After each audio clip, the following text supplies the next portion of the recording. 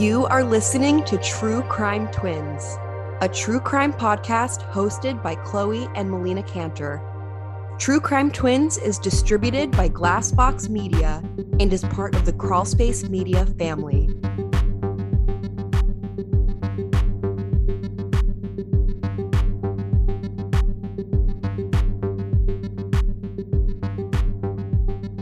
Previously on True Crime Twins. So I was scrolling through social media one night and I found an unidentified image of a woman. And you know how you're just scrolling along and you're like, never seen her, because that's the whole point of looking. You're looking at these Jane Does, you're looking at the missing persons to see, does that face look familiar to me? I stop because the face that I see is mine. And it is obviously mine. And I'm like, what?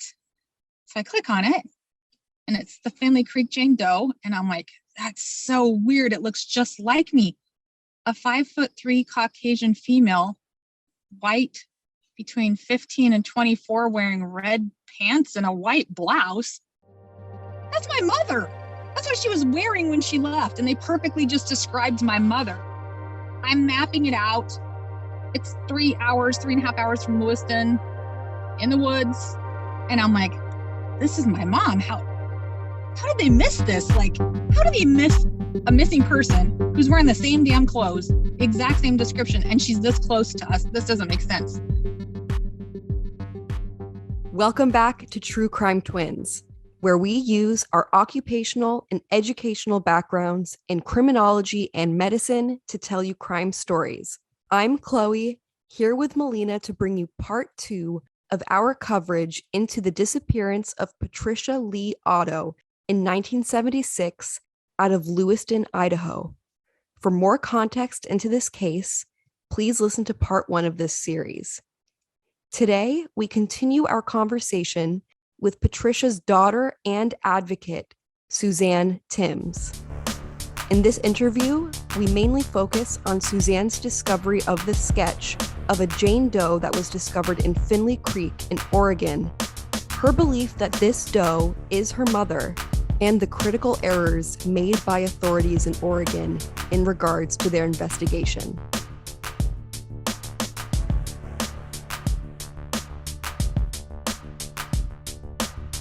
So when I'm reaching out to Finley Creek, for the missing Pacific Northwest to ask them how they ruled my mom out, and they said Oregon did. Oregon ruled her out.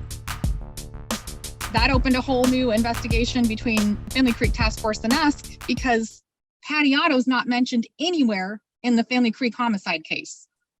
Now that homicide file is huge. It's 44 pages long and it's this big, a homicide file. So you can look through it in about 20 minutes and figure out that Patty is not listed in there on one page. Why? If she's a rule out and she was a perfect match, why is she not listed in there? So we bring it to the Oregon medical examiner. Please explain how my mother was ruled out when she fits this description and the clothing matches what she was wearing. What did you use to rule her out? And they said the x-rays don't match. Well, let's do it again. Let's take a look at the x-rays. That's a great idea. Let's look at it again. Maybe there was a mistake on the x-rays. Idaho can't find an x-ray for my mom, and Oregon never had an x-ray for Finley Creek. So what the hell did they compare? How did they do this comparison? So I'm then taking the photos that Mel is giving me and the photos of my mother, and we're doing comparisons between the two. And I can line up on the autopsy the photos of the teeth with my mother's driver's license image, tooth by tooth by tooth. It's the same damn woman. You literally look like that sketch of Finley Creek Jane Doe animated. That's even what the artist said when he met me in person. He's like, it looks like my drawing is talking. Like I literally look like Finley Creek talking. And if you put mom and I together, it's funny that I never thought I looked like my mother, because I've never heard that. I've never heard somebody say, you look so much like your mother, not once in my life. So then I take mom's image and my image and put them side by side. And I'm like, well, no wonder I look like the unidentified woman. I look like my mother. And I had no idea. I just never even considered. I cannot explain why. My best guess was probably just that it was a forbidden subject, and you probably viewed her negatively at the time because you felt so hurt and abandoned that you don't want to see yourself in someone that hurt you. But once that perspective changed, that changed too. You really do look just like her. Thank you. I don't think that's a bad thing anymore. I don't take offense to that and be like, well, you tell me I look like a terrible mother. I look like somebody who'd walk out on my family and just say, I don't want to be a mom today. I'm going to leave. No. So as far as then social media, we did not have any kind of page for my mother. We didn't have any kind of presence. There was no search for my mother. There was no campaign for my mother. There was no media presence as far as the newspaper ads that were run after she disappeared. There was one article on September 8th that let people know that there was suspicious circumstances. And then my father took over the media. She's not mentioned again until 1997, when we do a follow-up with my sister and I, and we're saying, she's been missing since 1976, and it's now 1997. Anybody remember Patty Otto? You guys remember she turned up missing in this town? Why is there no poster, billboard? Why was there no search to go look for her? Why wasn't there a search around our property at home? So getting social media involved, we were able to reach, we've reached people all the way to you guys. You're on the East Coast, right? So having that Facebook page and reaching out to the true crime community and saying, look, I've had a missing mother who I believe I found her. And because her case was so forgotten, and because these cases get so little attention, Oregon cremated her and lost her. There is no chance of us identifying her. I'm never going to be able to close this. I'm never going to be able to get that for sure. Yes, because Oregon said nobody's looking and obviously nobody cares. So let's just get rid of this case. Shh, quiet, and it'll go away. I'm not going away quietly. I've been quiet long enough. I'm glad that you're doing this. It's extremely important. And I know that it might feel alienating at times, especially because you're going against something that was drilled into you from age 3, but it's amazing. And now, a quick word from our sponsors. Thanks for listening to our sponsors. Now back to the show. I don't know how Oregon could have justified what they did with Finley Creek, but I know that it is not an isolated thing. It seems like people screw up on these Doe cases so often, and it's that mindset that you said, oh, nobody cares about her. Nobody's looking for her. So she just doesn't matter. Let's just forget it. So they cremated her and then lost the cremains? Lost them. They have documentation that she went out to the crematorium on July of 1990, and then nobody noticed that she never came back. So until Finley Creek Task Force starts poking into it saying, where are they now? By law, you have to fill out a death certificate. You have to enter the cremains. There's no death certificate. There is no entered document saying she was entered into this cemetery or that her cremains exist here. There is no documentation. She simply goes for cremation and then disappears again. She just disappears. There's no trace of her. But what they did find is the coroner has been sitting on a box of cremains that they know are more than 40 years old because it's a huge box of cremains. And nowadays they go through the pulverizer, so they're much smaller. So they have this huge box of cremains and it's labeled miscellaneous cremains. And it's from the place that she went to for cremation. And when they sold that funeral home to a new owner, they said, somebody never came pick this up. It's a miscellaneous John Doe. Nobody ever came and got them. There are no John Does in Walla Walla. There are no Jane Does in Walla Walla. There are no unidentified people in Walla Walla. So that box has to be Finley Creek Jane Doe. And the reason it's labeled miscellaneous cremains is because when she left Oregon from that funeral home to go get cremated, it was labeled miscellaneous remains because it's the woman and the baby. There's a fetus in there. Where is that box now? With Richard Greenwood, the coroner here in Walla Walla, where I live. Is there any way that they can connect it back once it's cremains? We are doing DNA testing on the cremains because I'm not going to give up. And I'm like, if there's a box there and there's a chance to get DNA off of it, we've contracted with a lab in Lakehead University in Canada because no U.S. lab has been successful pulling DNA off cremation. But we're just going to keep trying because, you've seen Othram has had 9 attempts on one. And I'm like, 9? How many times do we do it before you give up? Do you just keep going 20 times and you finally get lucky? I don't know, but I will. Do you think that your father told anybody the truth while he was still alive? That night, what we discovered through reading the police reports is that he called a friend and it was about 1 a.m. and he said, I need help. I've done something really bad. And his friend is like, Ralph, I've been drinking. I'll come over in the morning. And my dad was like, okay, yeah, I'm going to call somebody else. So he hangs up and he does call a second friend. Second friend is like, it's freaking 1:30 in the morning. Whatever it is, whether you got in a bar fight, you need bail, whatever, call me in the morning. Funny thing is, my dad never mentioned to either of those friends what he needed that night. He also never let them know that my mom was missing. He didn't ask them, have you seen Patty? I know she babysat for you. Did she show up there? You seen her? No. It just was never discussed again. And again, we're reading this in the police report that, wait, he called two friends. Both said no. Was the third time the charm? Who was the third person? Who helped a drunk man cover up a murder so well that he got away with it? A good friend. If you had the opportunity to talk to that person, what would you even say? I'm not wanting to prosecute somebody. I believe that they've lived in their own hell for participating in, a cover-up of a murder. I'm not wanting anybody to go to jail for this because I just feel like 45 years of time in your own prison in your mind is enough. I would want anybody to just come forward and say, you know what? Suzanne has lost everything. And if I can give her this closure and allow her this peace to say, this is your mother, here's her remains, have a proper burial and close this chapter of your life, I would be forever grateful. Were efforts made to look into your mother's medical records to determine or confirm the pregnancy? Because they immediately ruled out Finley Creek Jane Doe by the teeth, they never even considered looking at her farther. So it looks like what happened is on September 1st, the Lewiston detective provides the x-ray and says, here's Patty's x-ray, compare it to this Jane Doe that I believe is her. What I can see has happened is another body was found a month earlier in Portland, Oregon. I have been saying this whole time that I think they messed these two bodies up. I think the medical examiner got these two bodies mixed up. It's two skeletal remains, two Caucasian females. And it's really interesting that we finally got the dental records for the first Jane Doe. They match the second Jane Doe. How?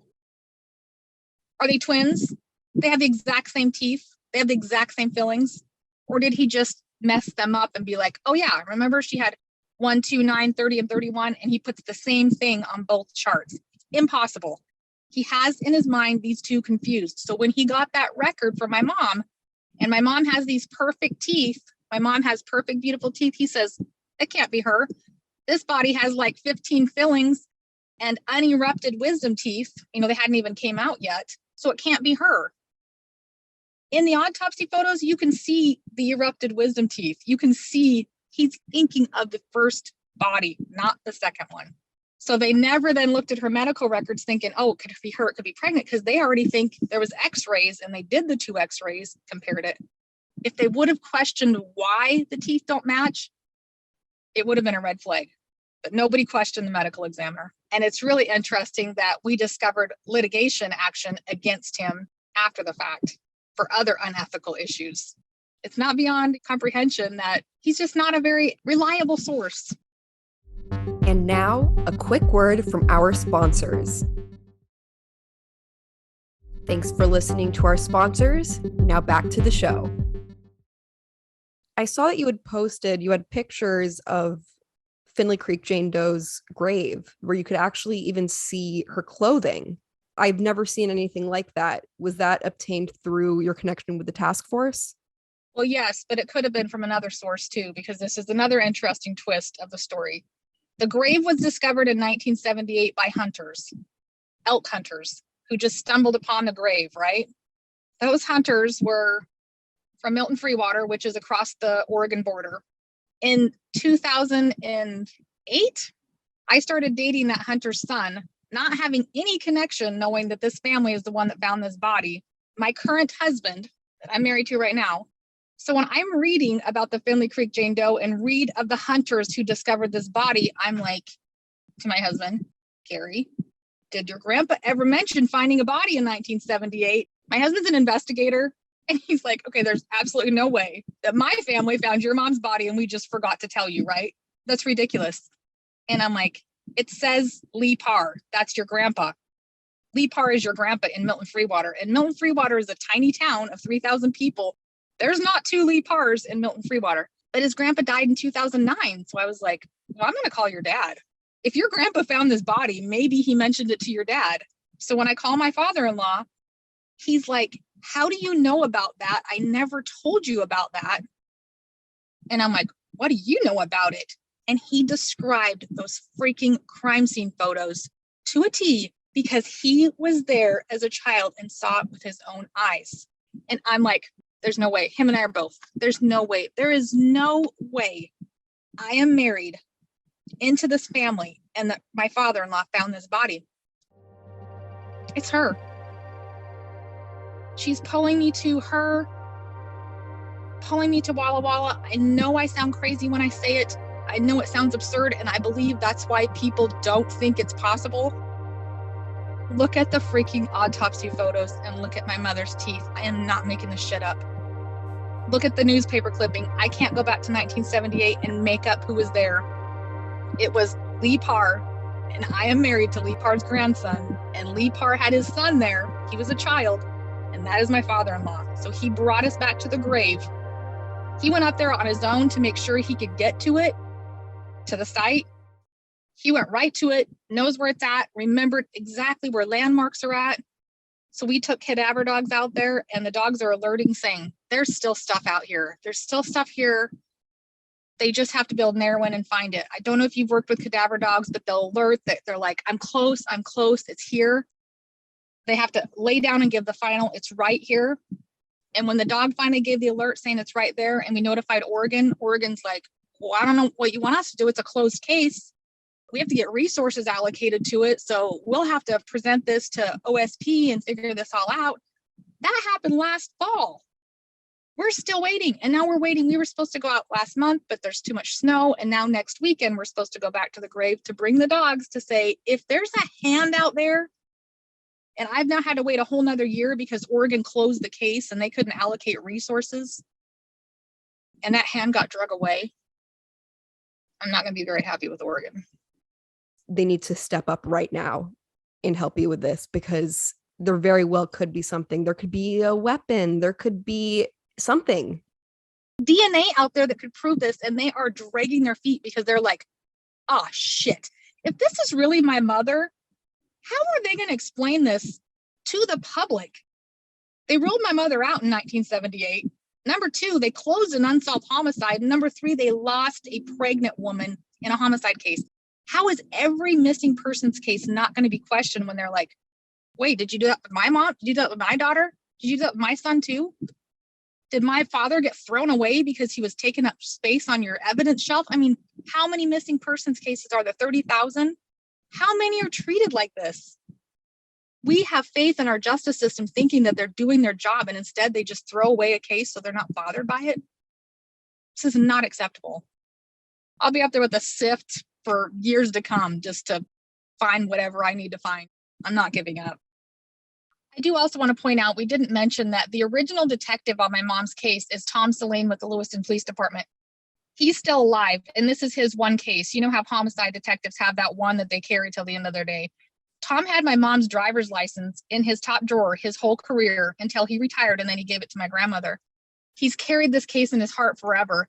So when I found this Finley Creek, I'm like, I'm going to reach out to Tom. I'm going to present this case to him and show him, Tom, look, when you first got that APB, you were going for the Portland Jane Doe. That's what you were going for the comparison for. And I show him the lineup of everything. And he says, there was only one Jane Doe. The one in Pendleton, there was only one. And he's looking at it and he's realizing in his mind, when he got the call on August 31st, he was already working this Portland Jane Doe. And they said she was being sent to Portland because that's where the medical examiner's at. Both bodies were sent to Portland. He's already sending his records and he's already doing this. That's the Portland Jane Doe that he was talking about. He was literally talking to the Multnomah County homicide detectives. And he's like, there was two. He's lining up his own dentists. He's getting his own people in Idaho. He's doing his own, while Lewiston Police Department has done nothing. This old retired detective is bending over backwards to help solve this. And he's not saying I'm crazy. He's saying there's been a huge mistake. He knew that was her. He knew the red pants Jane Doe was her. And he was right. It was. It is. It always has been. They finally just did an update last week. The Lewiston Morning Tribune finally did an update, and she just said, I'm so sorry, we've been so short-staffed. And I'm like, look, you can give me the excuse you were short-staffed. You have to go back to 1976. You should see my dad in the paper, front page, over and over and over. Almost every day he was in trial, it was a front page thing. And I'm like, fuck my father, okay? Fuck that. There's a missing mother. And you guys are so focused because, oh, he tried to kill one of your cops. Nobody died, all right? Get over it. Arrest him and move on. Right now, we have a woman who could be chained up and possibly alive, and nobody's even looking for her.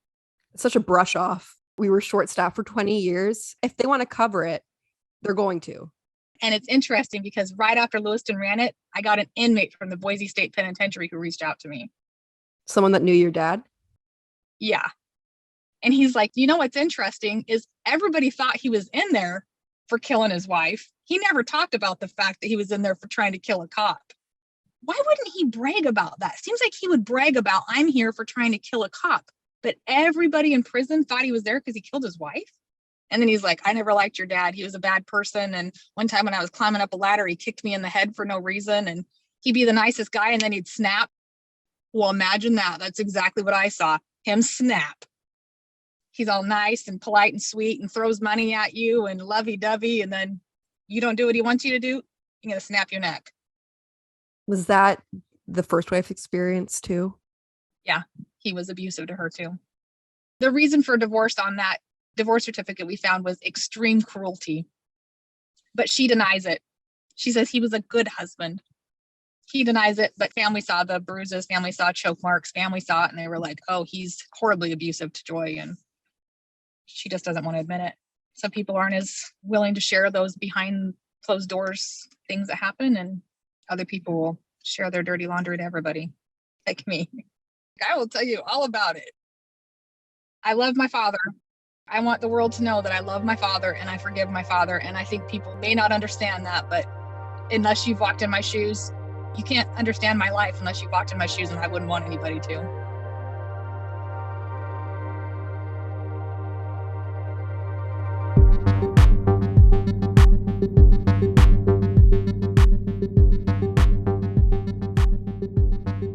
Thank you for listening to part 2 of our coverage into the disappearance of Patricia Lee Otto.